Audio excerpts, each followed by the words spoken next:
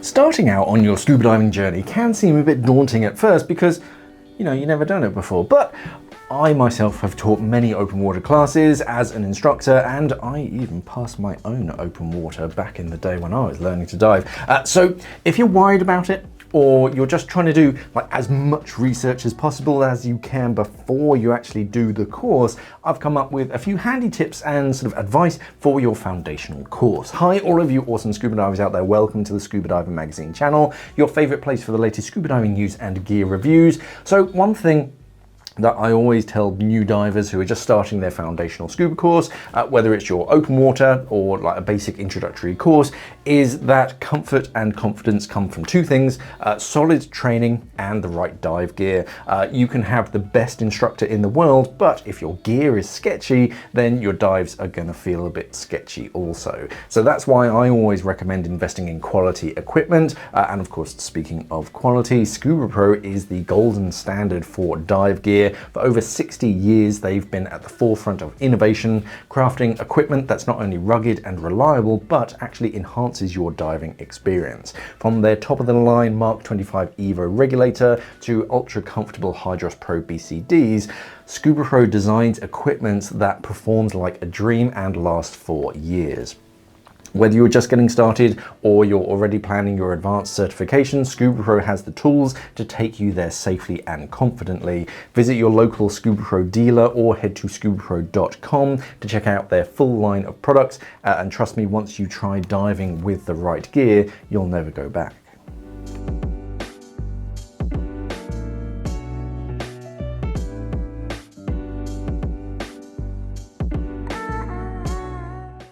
Your book work is important. I know it isn't as fun as the water work, but understanding the science behind scuba diving is essential. It builds up your confidence, it keeps you safer, and means that you can make better decisions underwater. For example, a new diver who hasn't grasped the basics might just inflate their BCD to ascend without realizing the risks. A diver who understands the science, knows how the whole pressure, volume, and buoyancy interact, will know why that kind of instinctive response to inflate your BCD could put them in danger. So take your time with your theory, go through it slowly, highlight things that you don't quite get, and ask your instructor about those things.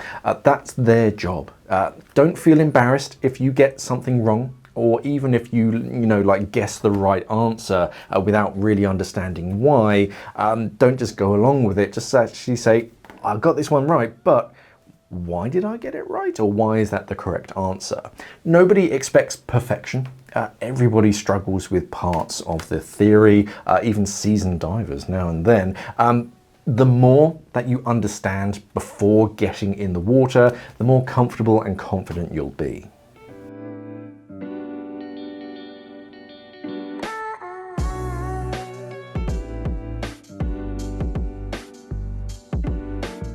Equalizing is one of those skills that is absolutely essential, and it's kind of on you.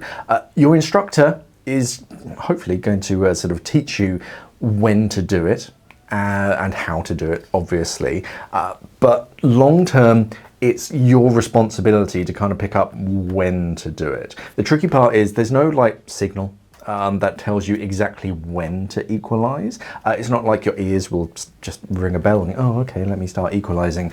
You just kind of have to learn to do it regularly before you feel discomfort. So some divers don't know until it's too late. The rule of thumb is to equalize early and often. You're going to hear that a lot in your foundational course, early and often, when it comes to equalizing. Start equalizing actually on the surface. I tend to do it on the car journey there just to get everything moving and used to it. And then when you're actually in the water and you're descending, it's literally every half meter or so as you descend. As another rule of thumb, you can't over equalize. So don't feel stupid if you're equalizing constantly. If you ever feel pressure in your ears or like kind of around your sinuses or pain especially, stop your descent stop going down, ascend a little bit because that's going to relieve the pressure around you, and then try again. Don't try to like push through it or try to equalize harder. That's a great way to injure yourself. Find a technique that works for you. Because there's different techniques. It could be the whole pinch your nose and blow, swallow, wiggle your jaw, the yawning, and practice that until it becomes second nature. But when it comes to actually when to equalize, it is just early and often. Just do it all the time as you're descending.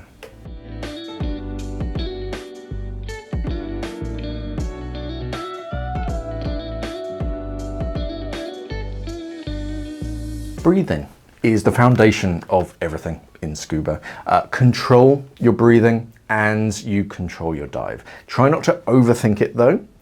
Just breathe like you're breathing now watching this video. It's just slow, calm and deep actually really helps. Avoid short, shallow breaths, and above all, never hold your breath underwater. That's another golden rule that you'll hear about a lot in your foundational course. Just breathe normally, and every now and then give a good cleansing deep breath.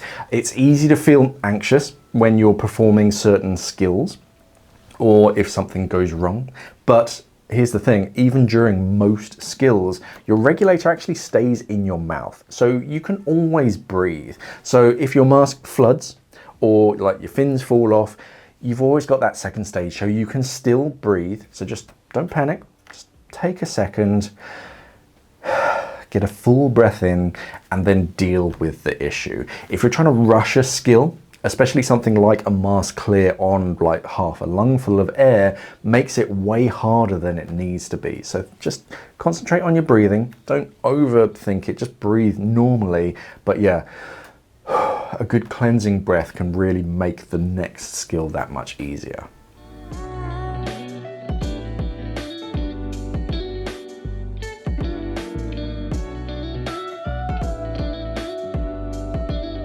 Buoyancy isn't something that you just master overnight. It's one of those slow burn skills that just improves with every dive and just with your general experience, but it is a crucial skill, not just for your comfort and control, but for protecting marine life around you and avoiding accidents because you're just bumping into stuff.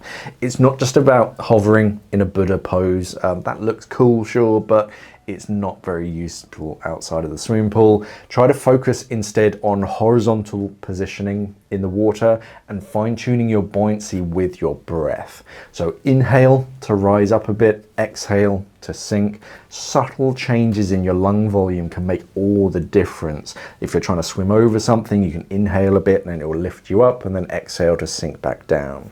If you notice that you're tipping forwards or tipping backwards, or you're like struggling to stay level, just tell your instructor. It could be a trim issue, which is basically how your weights are distributed. And whenever you get extra pool time, usually you run through the skills and then you'll get just some time to practice. Some divers just say, nah, I'll get out and get ready for the next session. Use it to practice like hovering without touching the bottom, only using your breath. Try hovering motionless, just a few inches off the floor, just using your breath alone, and only adjust your BCD if you absolutely need to. If you do find that you're tipping in a certain direction, then just mention it to your instructor and they can say, okay, we can do something about moving your cylinder up or down or moving some lead around. That can just open up a new way to just make yourself a better diver.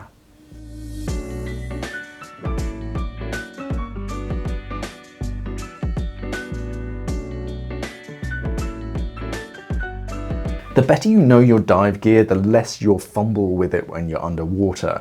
You don't need to own your own kit right away when you're starting, but you should know how it all works. Get hands-on with your BCD, your regulators, your mask, your gauges, everything. Touch, adjust, move clips and unclip things and just play about. Dive gear is built to be tough. It's unlikely you're going to break it.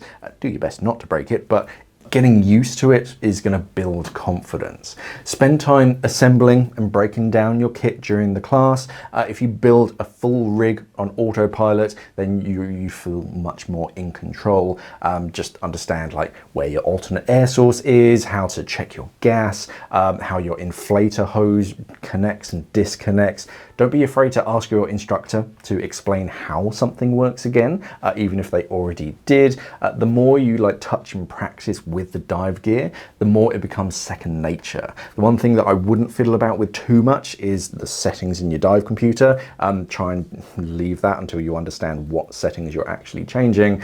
But yeah, just get more hands-on with the dive equipment, and that way when you move on, you know kind of what a strap does, or if there is an issue, oh okay, I just need to tighten this strap or do something.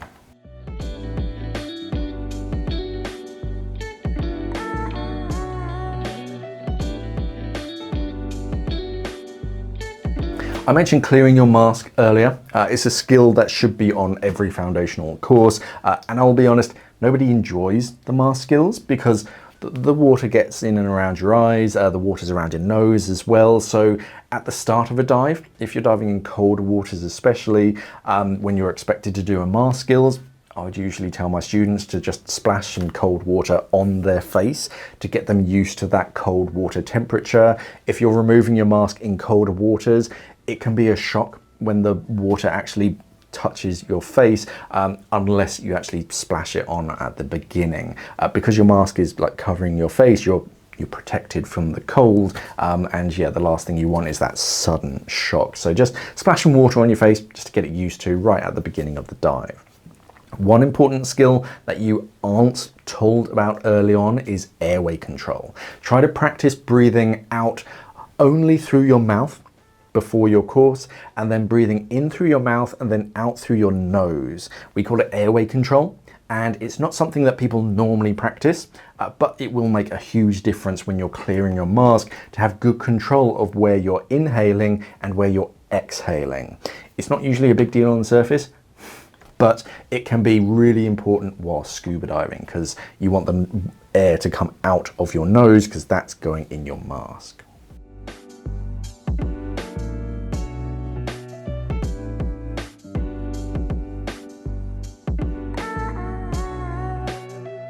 You might be independent in daily life, but scuba is a team sport. Staying close to your instructor and your dive buddy is part of good dive etiquette, and it helps keep everybody safe. On land, when you're on the course, try not to just wander off without telling someone. If you're taking a break or you're like heading to the toilet or something, just let someone know. Just say, oh, hey, I'm going here. Just so people know where everyone is on the boat or at the dive site. Underwater, try to always stay where your instructor can see you unless they tell you otherwise. Most dives happen in buddy pairs. There's usually a line of divers or a line of buddy pairs with your instructor at the front leading, a bunch of dive buddies, and then a dive master bringing up the rear. So stay in your position and keep an eye on your instructor and listen for like taps or clangs, like metallic clangs on a tank. That's their way of trying to get everyone's attention underwater. Separation underwater can lead to confusion or even cancelled dives. So stay close. Not shoulder to shoulder, just arm's width away, and try to just stay alert, keep communication going, keep an eye on your instructor. And yeah, if you're supposed to be like the second buddy pair, don't overtake the first buddy pair. Try and stay in the correct order. We put you in that order for a reason.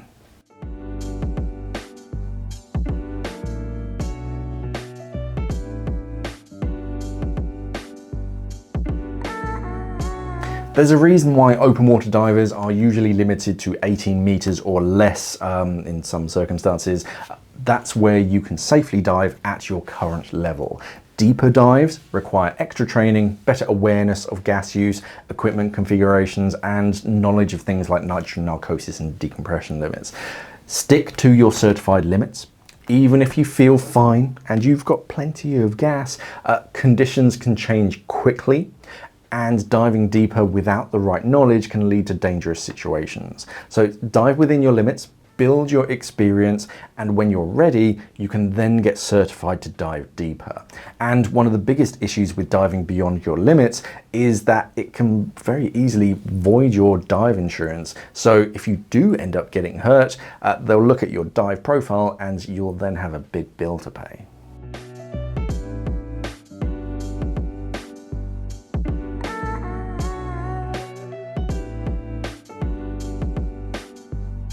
Clarity leads to confidence.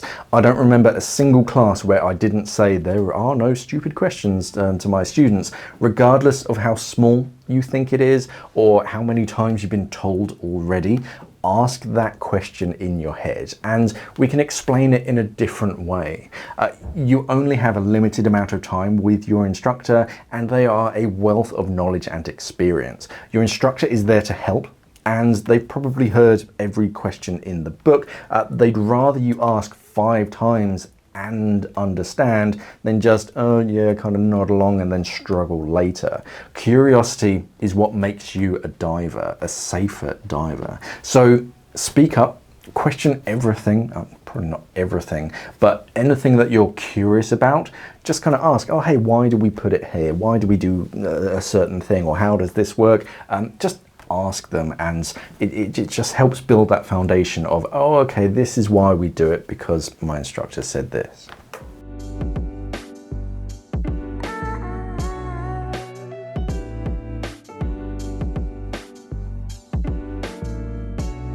There are a few forms to fill out before your training dives. There's medical liability waivers and sometimes insurance details you have to fill out and things. And it's best to get them done as early as possible. This saves time and reduces stress on the day of the dive. If you have medical conditions, then sometimes you need to have a doctor sign you off, which takes time. So it's best to go through that form and then know if you have to go see a doctor, as opposed to if you're trying to rush it all, then yeah, you just have to wait until you can find a doctor that will sign you off. After each dive, log that particular dive in your logbook. Write down your depth, your bottom time, what you saw, how you felt on that particular dive, the gear that you were wearing. This helps to track your progress, reflect on what you've learned, and build your dive history. For most, it mainly comes down to like weighting and exposure protection. You can see when you're diving somewhere new, you can see the last time you were in that particular water temperature, what thickness wetsuit you were wearing, and how warm or cold you were, because you've written down, I was perfectly comfortable wearing this 5mm, and then you can write down or see how much lead that you wrote down. So it's less of a guessing game. When you're at the new dive site, you can go, oh, okay, I was wearing a 5mm, I had this much lead, I felt comfortable and warm in this water temperature, I should be fine wearing something similar. Plus, if you're filling out your dive logs after every single dive, then you don't have to fill out the entire day's dive logs all at once and then deal with hand cramp, or I don't know, I suppose just downloading it. It seems to be the modern thing. You download it to an app on your phone. Ultimately, just enjoy your course, because it will be fun. Some of the skills may seem daunting now, but in the grand scheme of things, they're not that bad. And it's not something that you should work yourself up about. A few things that you can do now before your course is practice equalizing. You can do it on the surface. You won't feel very much, but just practice and research different equalizing techniques, because there's more than one. Practice breathing in and out of your mouth and your nose until you have good ability to breathe in through your mouth and out through your nose without thinking about it too much. And of course, fill out any forms that you haven't already. Also remember to check out today's sponsor, Scubapro.com, and check out their awesome range of dive equipment. You can click on this link up here in the screen or the one down in the description underneath this video. Remember to like this video and subscribe to the channel here on YouTube. Thank you for watching, everybody, and of course, safe diving.